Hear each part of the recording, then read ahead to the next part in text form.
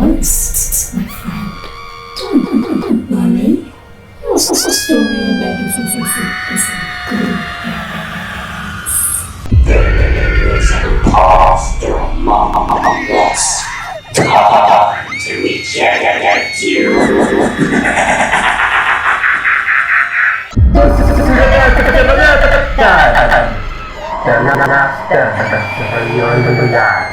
Our first ingredient is fresh meat. Our second ingredient, blood.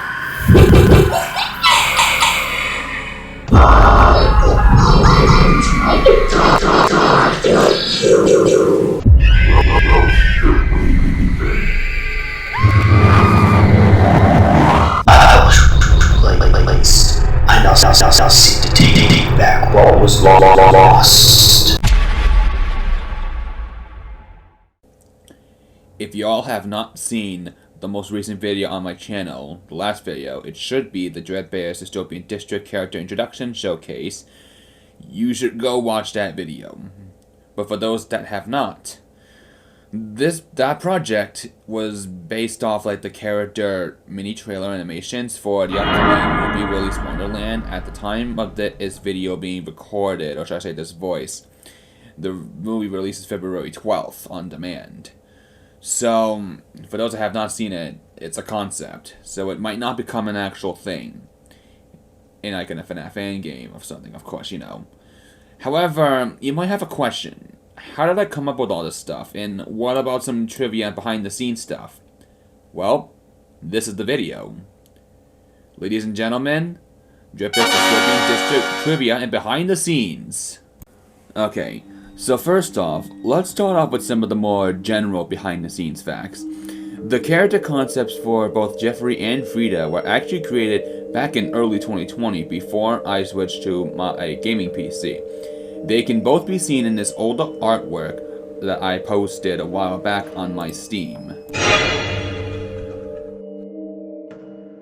Now, here's an interesting concept behind the quote-unquote scrap animatronic. So this is a little bit of a mess, so please try to keep up.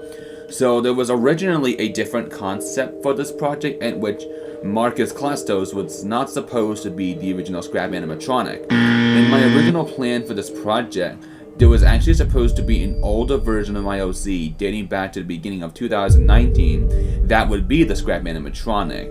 And likewise with the other characters, this animatronic did have a poster. But the idea was scrapped in the final version of this project.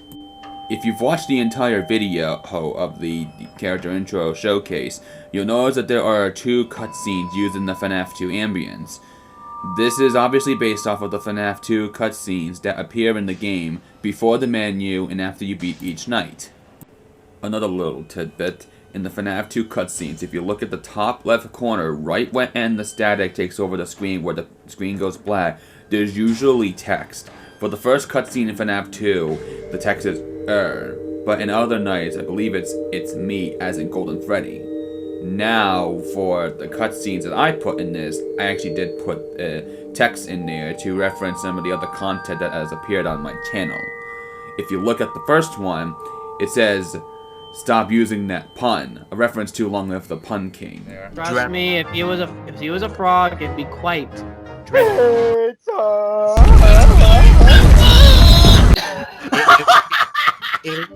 And the second cutscene has "That was quite dreadful," which is supposed to reference Aaron teasing the crap out of me with that pun. I guess you could say it's quite dreadful. Shut up, Aaron! Now on to some more general character information. Certain characters for this concept project have some part of their name, at minimum, based off basic Latin translations via Google Translate. I know it can be a little unreliable at times in terms of translating it from English to Latin, but this is what I ended up getting.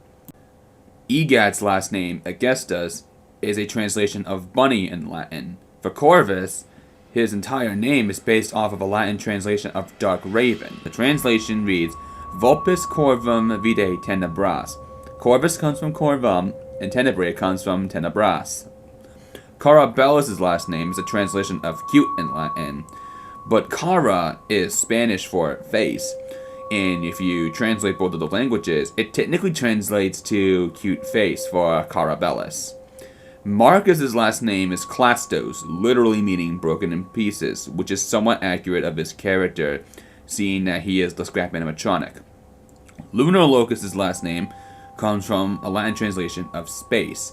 And another thing, all the voice lines were edited to extent with Audacity.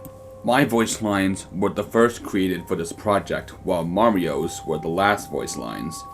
For Marcus's character intro, the year is set to 1977, the year in which the first Chuck E. Cheese chain of restaurants were founded, which is sort of what FNAF is based off of, so is Willy's Wonderland.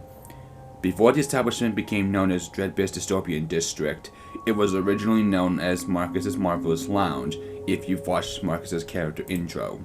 Before the final name for this project was set, I had trouble deciding on the final name. Several names were suggested.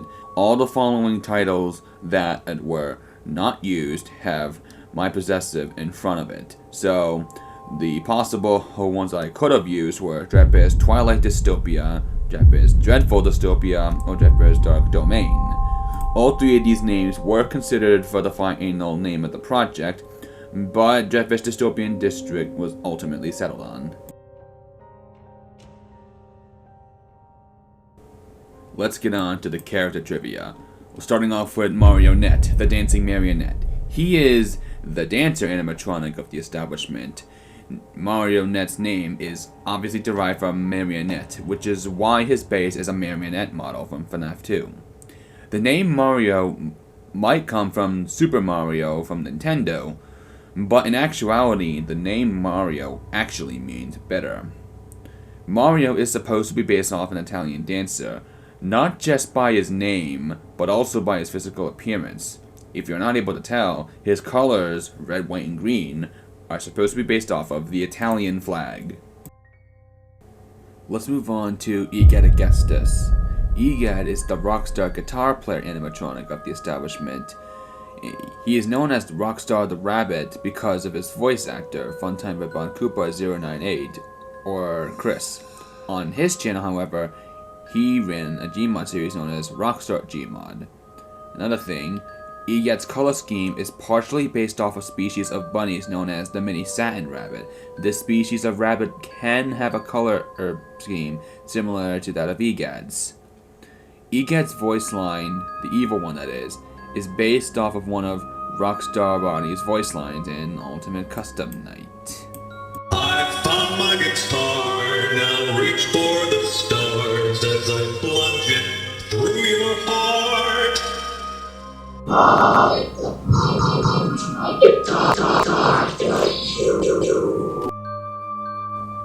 On to Corvus Tenebrae. Corvus is the adventurer of the sky for the establishment. Corvus's first voice line has another song's lyrics in it. Can you guess the song? And I'll give you your hint. It's actually the song I use for my outro.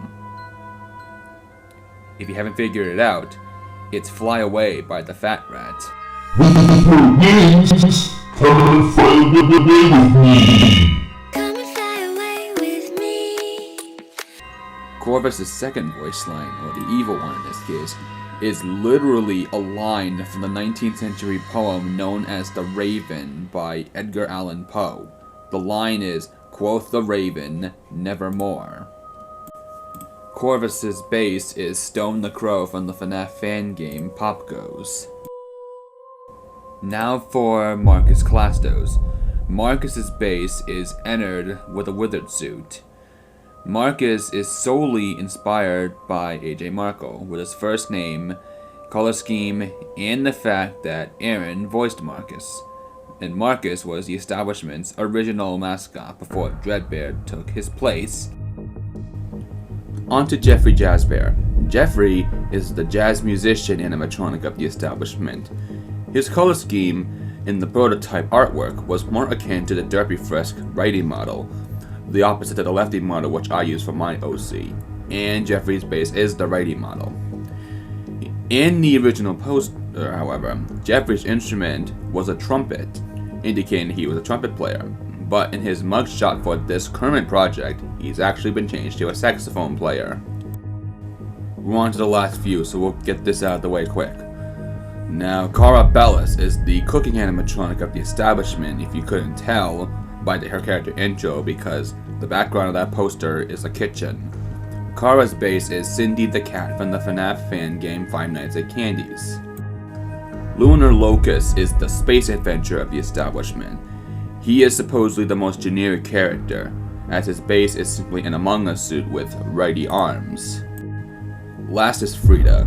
Frida's base is the Quiddix Funtime Foxy, and Frida is the German storyteller of the establishment. She is German due to her name, Frida, which in that language means peaceful ruler. She will one day take over as the main mascot of the establishment in time.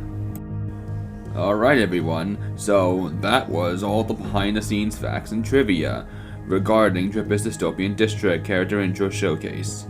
So yeah, hope you all enjoyed this video, even though it's kinda lengthy. But other than that though, leave a comment, and like, and subscribe. And also, if you have not answered the straw poll of questions that were in the video project, in the description of that video, please check them out and answer them if you can, because I might expand on this with some backstory and lore. Other than that, I have nothing else to say. Sayonara, everyone.